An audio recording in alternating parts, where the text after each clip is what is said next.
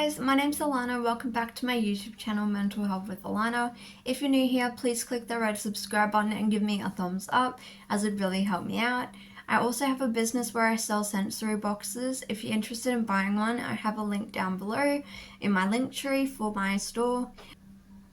So for today's video, I'm going to be talking about culture and how it affects your mental health and mental health diagnosis. I was thinking a lot about this recently, and I've really seen within my own family and even with a lot of other people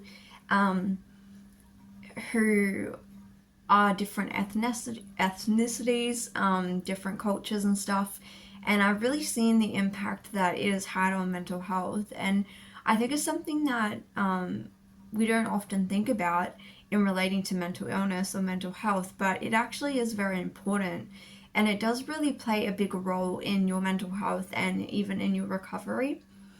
So I suppose, like, for me, I am Sicilian Italian. My dad's parents immigrated from Sicily and came to Australia. So my dad is full Sicilian Italian. My mom is half Italian as well.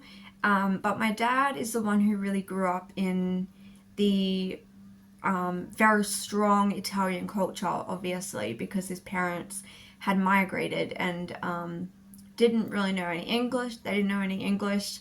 They didn't have any money. Came over on a boat and had to kind of fend for themselves and,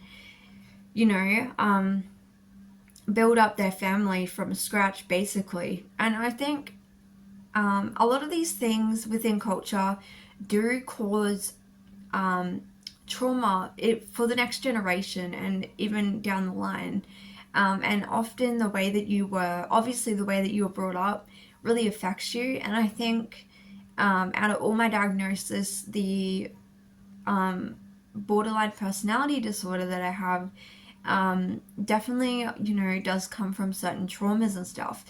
And I think, first of all, it's really important. I think it's easy to feel angry at your family for maybe the way they behave or the way that they've kind of brought you up, or I'm not going to go too into it, because it's like personal, but I'm not going to speak for other people in my family, but, I think with a lot of cultures, especially Italians, and I've heard this from my other friends who are of different cultures, that there seems to be some common denominators when it comes to like how they live and their approach to mental health, and it's all kind of based around saving face and kind of making you look good from the outside, and no one can find out that there's family issues. No one can find out that there's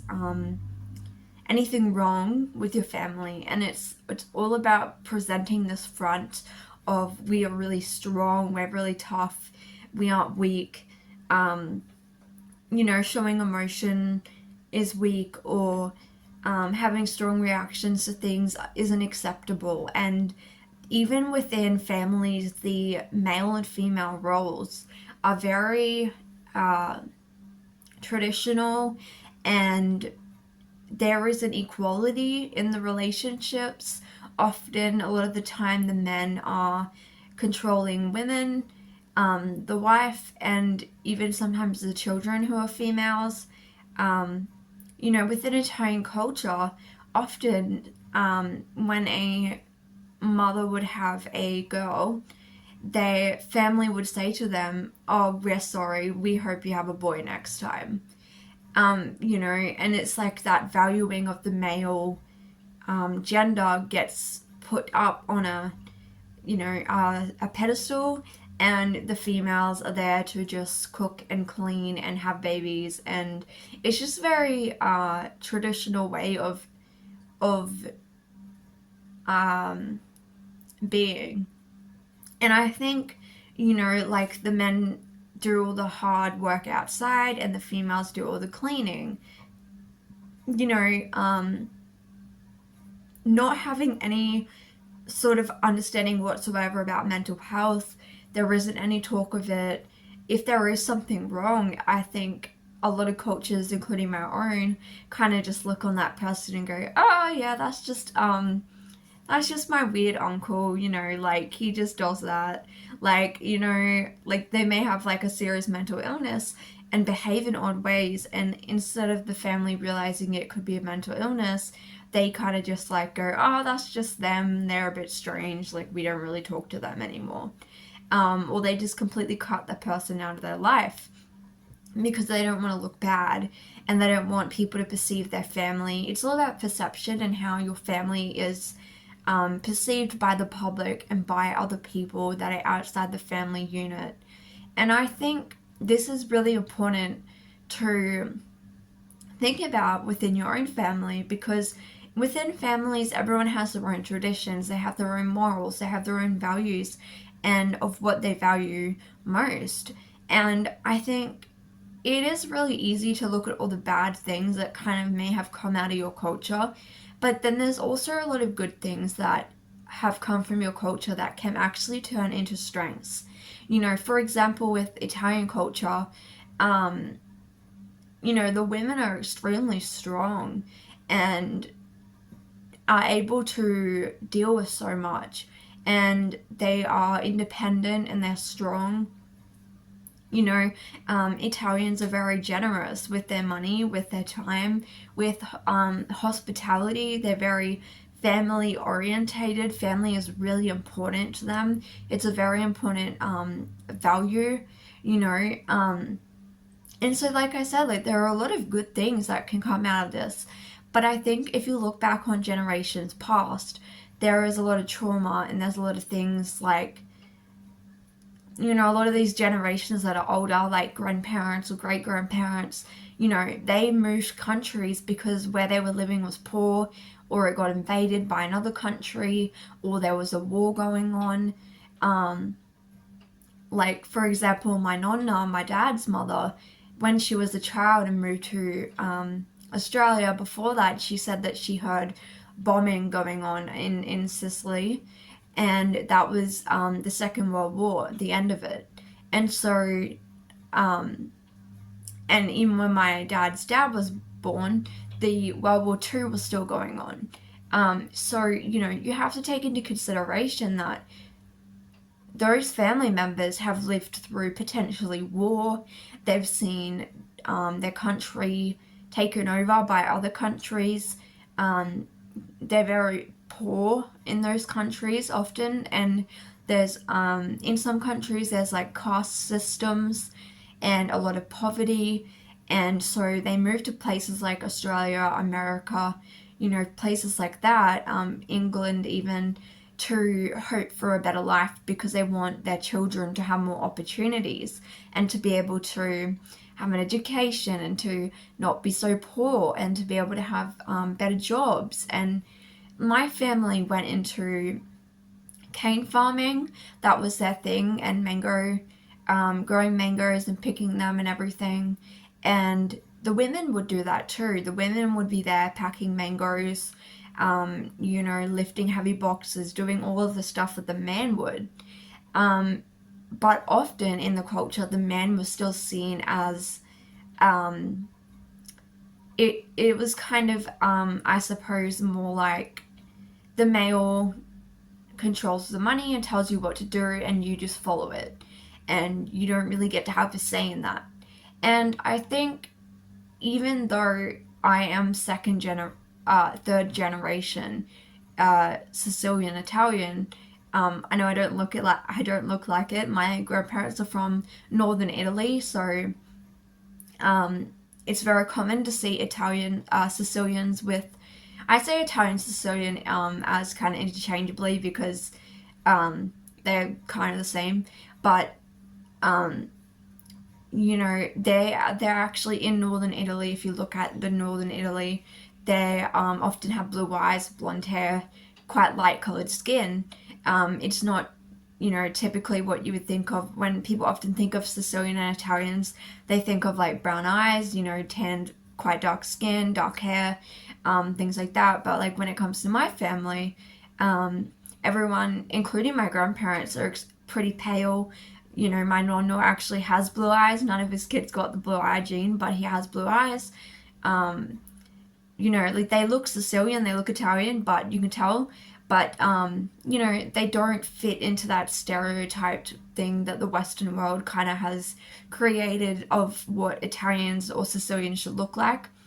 And I think it's important to understand where your grandparents or great grandparents or even your own parents have come from, and what they grew up in the culture and what the environment that was around them, because that will eventually flow on and it affects the younger generations.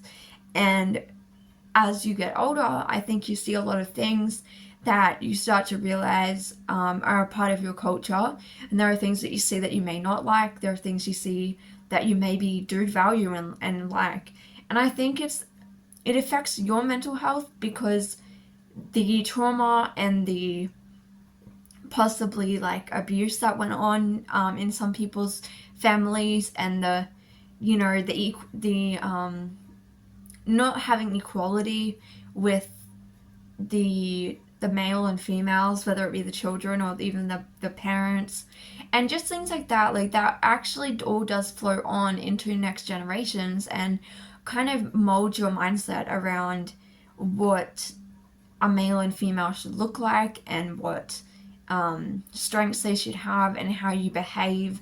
And, you know, I think my generation is really pushing to change that, where we're pushing for people to go to therapy. We aren't afraid to take medication for our mental health, when we're not afraid to talk about our mental illness or our mental health or reach out for help. Like, it's very encouraged, it's talked about a lot.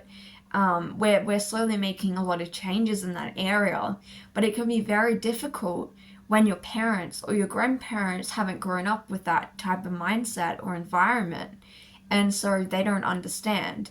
And it can cause a lot of tension, it can cause a lot of arguments, it can cause a lot of miscommunication, um, assumptions can be made, you know, things like that, because you haven't experienced the the cultural kind of norms that they've grown up with. And I think it's really important to kind of step back and have grace. You know, in DBT, there is a saying, which DBT was created for borderline personality disorder, and you learn in DBT to have acceptance of things, radical acceptance. And you also learn that people are doing the best they can with what they have. It's a really big thing in DBT. And so as you look at your parents, you look at your grandparents, you look at family members, you know, people like that type of thing, you have to realize that they were doing the best that they could with what they had, with the money they had, with the understanding of health, or, you know, the just you know, them of and how they grew up, you know. And a lot of, you know, people who are in their 80s or 90s, you know, their own parents could have been killed by war because they were in the war. And so that's also another thing that has to be taken into consideration, that there was the Great Depression and there was a lot of grief over nations and just sadness and poverty, because the Second World War had wiped out everything and it had affected nearly every country. And so as you look back in history, you can see that trauma and that just like the way that they were brought up, and that scarcity mentality of not having, of fearing like you don't have enough, or being poor, being put in caste systems, you know, and having corrupt governments, which a lot of countries nowadays, you know, the countries are still in that same position. There's still wars going on. They still have corrupt governments. And even first world countries can have corrupt governments and things like that. But I think, like, when you look at BPD as a whole, it's important to look back at your own parents and your own grandparents and their grandparents, and their parents to see, and especially if you're of a strong culture like, Italian or um, Indian or African or something like that, like the cultural norms are actually very surprisingly extremely similar in the way that they operate, in the way the family unit operates. And I think it's important for your mental health as the next generation because you may need to cut off some things that you see and you don't like or that aren't benefiting you. And I think the main thing is you have to accept that whatever happened, that person was doing the best they could. And with the resources and with what they had and with their own upbringing. And you have to look at the bigger picture of it all. And it can be easy to get angry over things and to, like I said, like have arguments and just be frustrated because as a younger generation, like we're really trying to break through and make changes in that area and heal ourselves and then in turn try to heal our families. And it can become like a banging your head against a brick wall when you're trying to introduce all these new things that are foreign to them and they don't understand. Um, and they don't have any conceptualized view of mental health at all. It's just deal with it, get on with it, don't show weakness, don't cry. Um, you have to be strong. Don't let anyone else see that there's anything wrong within your family because then it's all about a pride thing and they're gonna judge us and see that we're not perfect and we're gonna look bad to everyone else and we have to look good all the time no matter what is going on. And it causes a lot of issues because people stop talking to each other within families, family units break up, there are arguments, there are things said that are really hurtful, there's all these assumptions floating around that everyone has because no one's willing to communicate and actually go to therapy and discuss these things. And that's why I think therapy is so important. And when you do therapy, and you do speak to professionals, it's important to bring up your cultural identity and where you have come from because a lot of those beliefs that you hold may have come through generations of cultural um, issues. And I think, for me, when I've gone to therapy or I've interacted with my psychiatrist or whoever it may be, I always bring up the fact that I am Italian, and I explain to them how that's affected me and and I explain what the Italian culture can be like and what I've seen. And it's important to eventually deal with that and then have radical acceptance and go, you know what? I can't actually change other people's actions. I can't change my family's actions. I can't change their responses. I can't change their views or their values or what they say. But you have to come to a place where you can have radical acceptance and just go, you know what? That's okay. Even if they don't ever change or do what I want them to do, that's okay because I'm going to work on my own healing and my own recovery and my own coping skills and how I'm going to be for my own children. And it's also important, don't throw out those good things that are a part of that culture. Each culture has a load of good attributes and values that are so important that you should hold on to. Not everything is bad. Don't throw the baby out with the bathwater. There is a lot of things within cultures that are good and that shouldn't be forgotten. It should be kept going through generations. So I just wanted to make a video about that. I thought it would be a bit different. And I have had personal experience with this, and I've also seen a lot of my friends. I've had friends from all different nationalities, and I've seen the way that they've grown up in their family values and what they have experienced. And I thought it would be a bit interesting to just kind of make a conversation around that because it's not something you often see. And I think people forget that it's actually quite important to be able to look back on your family history if you have access to it. I know a lot of people don't, But if you do have access to it, to look back and to look at the values, and then to assess, like, are these things that I want to take on as a person, and will this hinder or help my recovery? So I hope you found this video interesting and helpful. And if you have any video suggestions, leave it down below, and I will see you in my next video.